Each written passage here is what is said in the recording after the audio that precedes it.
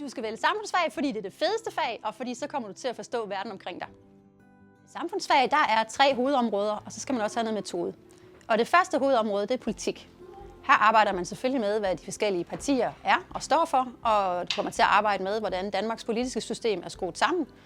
Hovedområde nummer 2 er sociologi. Her kigger man mere på sig selv. Hvorfor er du blevet, som du er? Og vi ser også på, hvorfor det er, man kommer til at ligne dem, man går sammen med, uden man egentlig tænker over det. Og det tredje område handler om økonomi. Her kigger du på samfundsøkonomien. Vi ser på, hvordan alle elementerne spiller sammen, og man kommer også til at forstå, hvorfor det er, at en bakke smør, den i dag koster 30 kroner, hvor man for et år siden eller 2 måske kunne købe den for 10. Det sidste er metode. Det har man jo om i alle områderne. Vi læser statistikker, vi kigger på, hvordan man egentlig kan misbruge statistik og lave nogle statistikker, der får noget til at se helt forkert ud, og vi arbejder også med interviews og undersøgelser.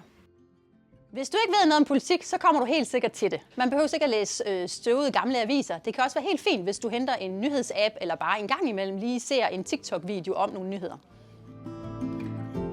Der er ikke så mange lektier i samfundsfag. Vi har vel et pensum på omkring 400 sider på B-niveauet. Men derhjemme er det jo så vigtigt, at man følger lidt med i, hvad der sker ude i verden og i Danmark. Eksamen er en 24-timers eksamen med en synopsis, så man kommer op og trækker noget bilagsmateriale, som din lærer har lavet til dig. Og det er som regel nogle artikler og nogle figurer og måske nogle lydfiler.